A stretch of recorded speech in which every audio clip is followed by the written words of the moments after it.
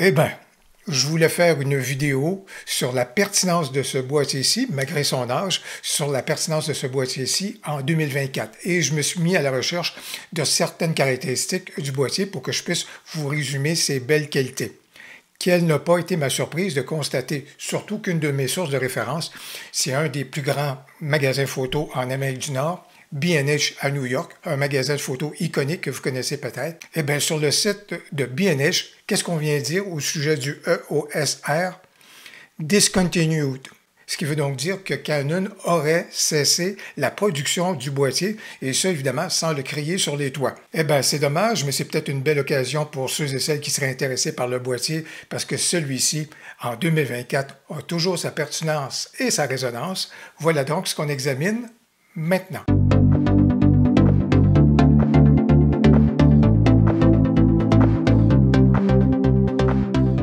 Bonjour, mon nom est Louis Lavoie, je suis l'auteur du blog et de la chaîne fairedelabelephoto.com. C'est une chaîne qui s'applique à partager avec vous des trucs, des conseils, des astuces, de même que des découvertes afin que vous puissiez progresser dans le domaine de la photo.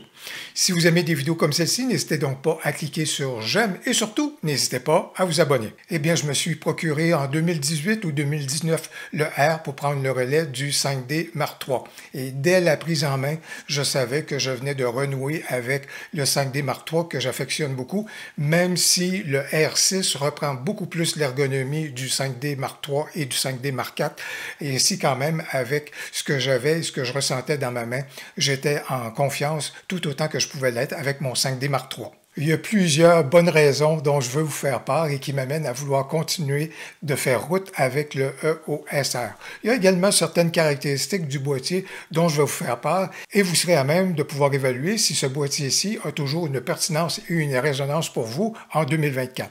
La première des choses et la première grande qualité à faire ressortir au sujet du EOSR, ben, c'est la qualité des photos qu'on est en mesure d'obtenir avec le boîtier. Et je vous dirais là-dessus, le EOSR est dans la lignée du 5D Mark III, du 5D Mark IV, du 90D également, lorsqu'on a un capteur qui est à maturité et que le manufacturier sait exploiter à fond. C'est ce qu'on retrouve ici avec le EOSR. 30 millions de pixels, 30 mégapixels, c'est donc une très très belle surface et avec une richesse de couleurs et de tonalités qui est vraiment caractéristique de chez Canon. Première grande qualité à exploiter avec le EOSR. La deuxième chose, la qualité de construction. Formidable. Dès la prise en main, dès que j'ai pris le boîtier, son ergonomie, mais également la qualité des matériaux, c'était vraiment quelque chose. Moi qui étais dans le prolongement du 5D Mark III, je me retrouvais en pays de connaissances avec un boîtier qui était un peu plus petit, beaucoup moins lourd bien que le 5D Mark III, mais par contre, la qualité des matériaux là, était la même. Et si je vous présente le boîtier juste ici, si vous regardez un peu l'état des lieux par rapport à cela, ce qui est formidable, c'est que c'est un boîtier là, que j'utilise constamment depuis 5 ans, là, de façon quasi quotidienne. Regardez, est-ce que vous y voyez des marques d'usure? Est-ce que vous voyez des éléments qui sont vraiment là, accidentés ou quoi que ce soit? Il est remarquable, on est dans le registre d'appareils de qualité. Le seul endroit où est-ce qu'il y a quelque chose, c'est juste ici, je vous dirais. Je le regarde et puis, est-ce que je vous montre le bon endroit? Oui, juste ici, là, parce que la peinture est juste un petit peu éraflée, parce que c'est pas la griffe de flash, là, mais au niveau de mon installation, dans mes tournages vidéo, il y avait quelque chose ici qui frottait de temps en temps, alors ça a éraflé la peinture. Bien sûr, il y en a certains qui ont qualifié le EOSR d'un prototype, tout simplement à cause de la barre juste ici qui ne me sert pas et qui, à l'époque, a fait beaucoup plus jaser parce qu'on ne savait pas trop qu'est-ce qu'on pouvait faire avec ces éléments-là. C'est pas la chose la plus réussie sur le boîtier, mais pour le reste, là, vraiment rien à reprocher. Mais oublions cette expérience pour plutôt se tourner vers une immense qualité au niveau du boîtier, son écran arrière pivotable qu'on est capable de manipuler dans tous sens. Voilà donc une superbe caractéristique qui va nous être utile autant du côté de la vidéo que de la photo. Au niveau de la détection et de la mise au point, le EOSR fait un excellent travail au sujet de la détection du visage et de la mise au point sur l'œil. Ça fait un boulot formidable à ce chapitre-là. Mais on ne retrouvera pas les avancées les plus contemporaines qu'on retrouve dans les plus récents modèles, c'est-à-dire il n'y aura pas la détection de véhicules, d'insectes, d'oiseaux, etc., qu'on a pu injecter dans les boîtiers les plus récents.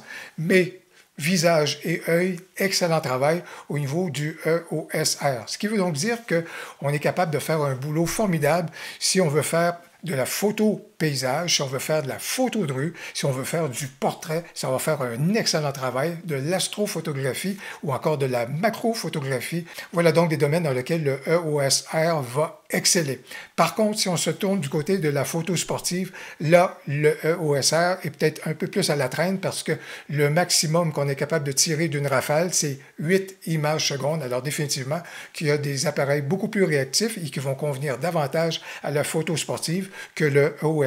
Côté viseur électronique, on travaille avec celui-ci de façon très confortable. La résolution, là, elle est vraiment impeccable à ce chapitre-là, tout autant qu'avec l'écran arrière. Alors, j'aime autant travailler autant avec l'un qu'avec l'autre. Rajoutons au fait que le EOSR performe de façon admirable au niveau des basses lumières. On va facilement naviguer jusqu'à 6400 ISO. Là où est-ce que le EOSR est un peu plus largué par rapport à des boîtiers plus récents ou encore par rapport à ses concurrents, c'est au chapitre de la vidéo. Il fait un excellent travail en Full HD, c'est-à-dire en 1080p.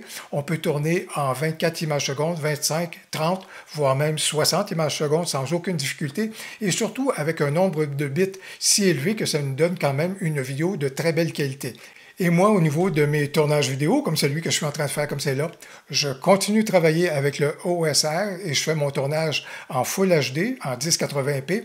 Et lorsque j'ai complété de faire le montage de ma vidéo, bien, je demande au logiciel de faire du upscaling, c'est-à-dire d'augmenter ma résolution pour transformer le tout en 4K. Voici maintenant 3 éléments qu'on ne retrouve pas du côté du EOSR. La stabilisation dans le boîtier, c'est un élément qu'on a de plus en plus dans les boîtiers plus contemporains. C'est quelque chose qui est bien appréciable parce que ça nous permet d'avoir bien sûr plus de stabilisation et surtout lorsqu'on jumelle cette stabilisation-là qui est mécanique, donc à l'intérieur du boîtier, à la stabilisation d'un objectif, ça nous permet d'obtenir des résultats qui sont assez stupéfiants dans des conditions qui sont plus difficiles et plus exigeantes. Alors ça, c'est quelque chose qu'on ne retrouve pas. On va retrouver ici une stabilisation qui est numérique, mais qui n'est pas mécanique, numérique, qui va s'appliquer surtout lorsqu'on va faire du tournage vidéo, mais malheureusement, cette stabilisation numérique-là vient aux dépens d'un crop assez sévère. Alors, ce n'est pas la chose ou ce n'est pas la fonction la plus intéressante du côté du EOSR. On ne retrouvera donc pas cela. Tout autant qu'on ne retrouvait pas cette stabilisation mécanique-là dans le 5D Mark III, 5D Mark IV, le 90D. Vous voyez ce que je veux dire? On vivait sans la stabilisation mécanique par le passé, mais aujourd'hui, ça fait partie des canons un peu plus contemporains, sans jeu de mots. La deuxième chose qu'on ne retrouve pas avec le EOSR, et on en a fait le reproche à Canon lors de la sortie du boîtier, c'est le fait de ne pas avoir ajouté un deuxième emplacement pour une carte mémoire. Malheureusement, on n'a qu'un seul emplacement et il faut alors s'assurer d'avoir des cartes mémoire de très très bonne qualité pour éviter donc des incidents qui seraient malheureux. Et la troisième chose qu'on ne retrouve pas dans le EOSR, et pour moi c'est une incongruité et quelque chose qui ne tient pas la route, c'est le fait que dans le petit frère qui est sorti en même temps que le EOSR, donc le RP, on a décidé de greffer au petit frère la fonction Focus Bracketing alors qu'elle était absente dans le EOSR. On a toujours pensé que Canon allait corriger la situation. Maintenant que le boîtier risque de ne plus être au catalogue, la situation ne sera pas corrigée. Il y a bien des choses que je ne comprends pas chez Canon. Ceci en est une autre. En définitive, si vous êtes à la recherche d'un boîtier dont le rayon d'action est principalement au niveau de la photo, je pense que le EOSR est toujours pertinent et peut avoir une belle résonance pour vous en 2024, 2025, voire même 2026, et que ce sera toujours un boîtier qui peut être à considérer à titre de boîtier principal ou encore à titre de deuxième boîtier. J'espère que les informations que j'ai partagées avec vous dans cette vidéo pourront vous être utiles. Si c'est le cas, n'hésitez donc pas à cliquer sur j'aime et surtout au niveau des commentaires, si vous utilisez présentement le EOSR, n'hésitez pas à nous faire part de votre avis. On a bien hâte de vous lire. Au plaisir, à la prochaine.